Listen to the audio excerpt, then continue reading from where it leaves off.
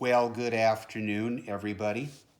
This is kind of a fun Monday, another unboxing, and it's kind of fun because I wasn't sure any cars were coming today, although I knew there were some in the mail. And the postman delivered 2 boxes.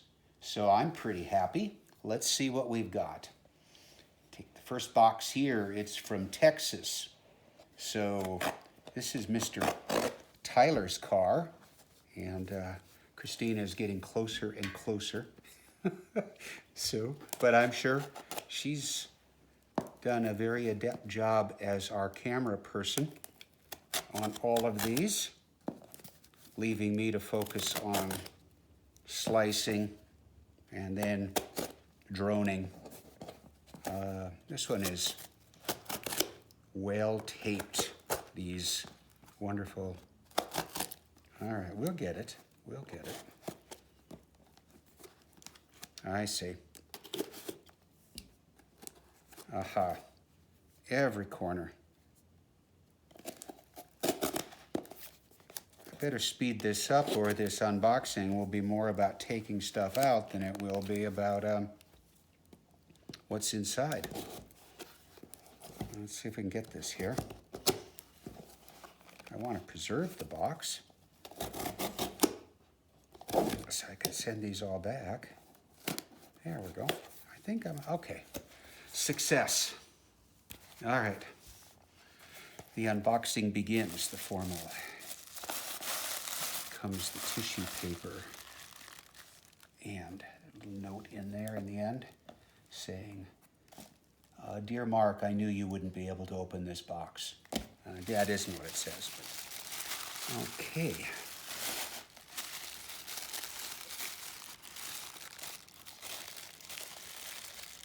Unwrapping the tissue paper for the build from Marc Tyler. Aha! Gorgeous. This is a Lola Climax Mark IV, which was, I think, Lola's first entry into Formula One. A little bit of background about this. First, the prototype, and then we'll talk about Marc's exquisite build. Yeoman Credit, I mentioned them a day or two ago, was taken over by the Bowmaker group in somewhere between 1961 and 62. And Reg Parnell, I think, had been actually managing the Yeoman team, so it now became Bowmaker Racing for 1962. And rather than continue on with Lotus cars, they commissioned Eric Broadley of Lola to build them a chassis. And he engineered a very, very sleek space frame chassis with kind of interesting suspension, very long trailing arms up front. And of course it had the Coventry Climax V8. Lead driver was John Surtees. Let's see, Roy Salvadori was the number 2 driver. Surtees campaigned pretty successfully. I don't think Salvadori finished in the points very much for that first season of Bowmaker Racing, which actually left the sponsorship at the end of the year, and then Reg Parnell continued. But they didn't have as much money as some of the other works teams, so development sort of stopped mid-season, but John Surtees had some credible performances. No wins, but a couple of near misses. He finished 4th in the championship standings for 1962. The Lola team, or the Bowmaker Lola team, finished 4th. And that would have been behind BRM, Lotus, and I'm guessing that Cooper was 3 that season. not Ferrari, who had sort of dropped off the charts. I'll have to go back and check that. Okay, now let's look at this little gem. Well, start with the driver. That's John Surtees, painted and crafted by Marc, and he looks superb. And Marc's pretty familiar with this figure since he and Heidi designed it and sell it, Immense Miniatures. And just a superb rendition of John Surtees.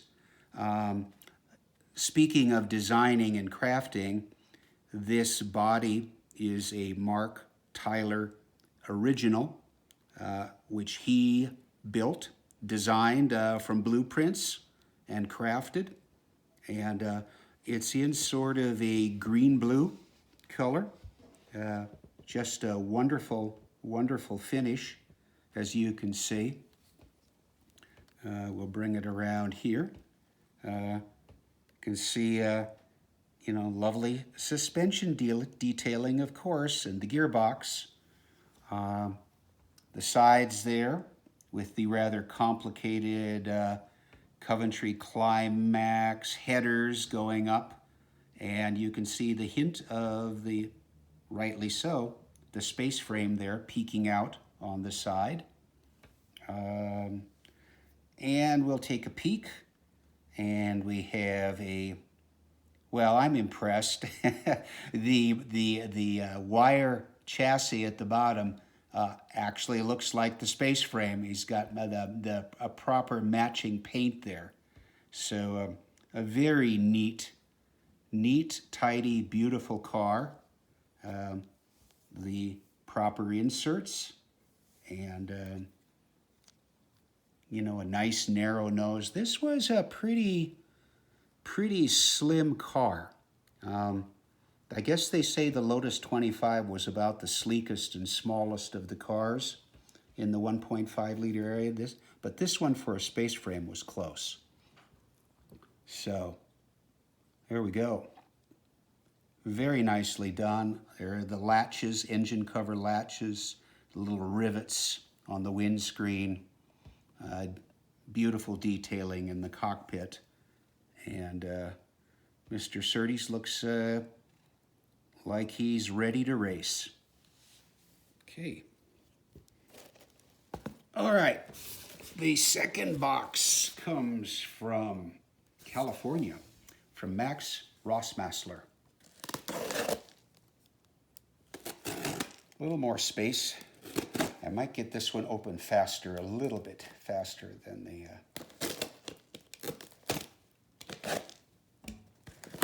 Yes.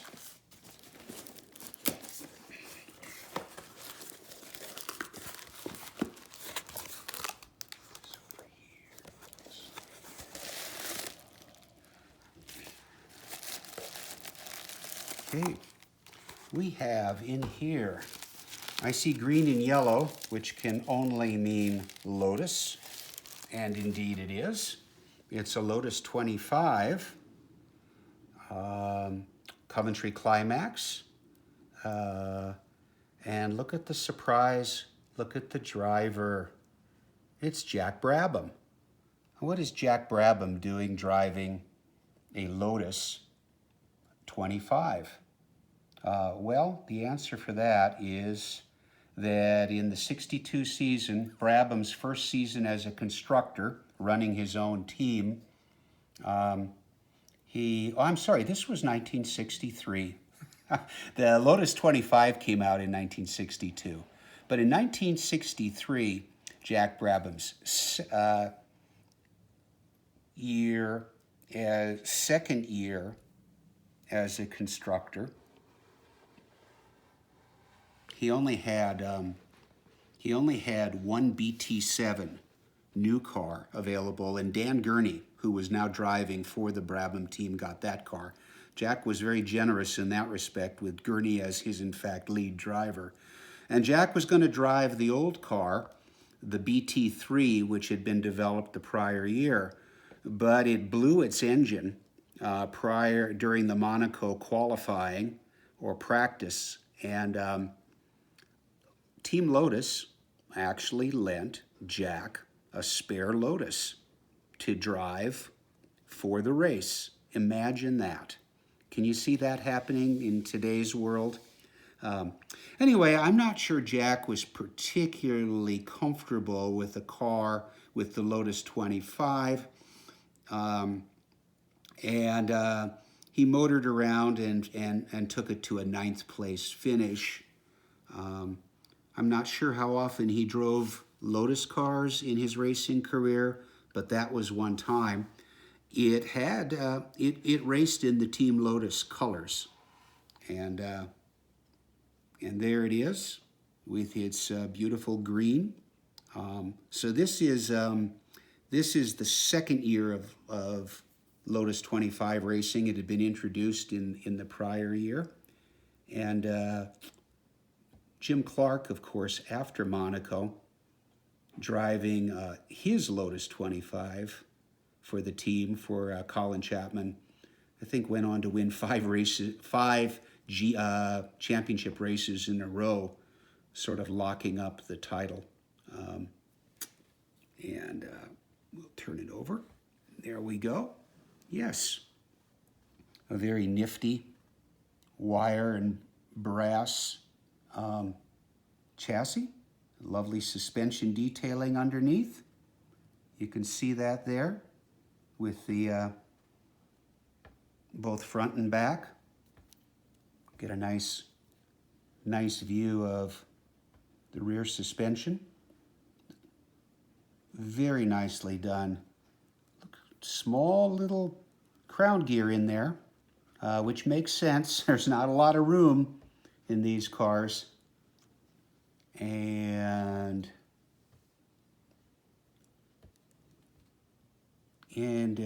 full body driver, and he managed to drop Jack in there very low in front of the 050 can motor. Very nicely done. So I'm going to set those down. So we've got the 1962 Lola Mark IV and the 1963 version of the Lotus 25. Very happy to add both of these cars to the grid. They'll be welcome additions. Thanks everybody for watching. Thanks to my participants, and hope to have some more unboxings later this week. I think as early as tomorrow. Bye.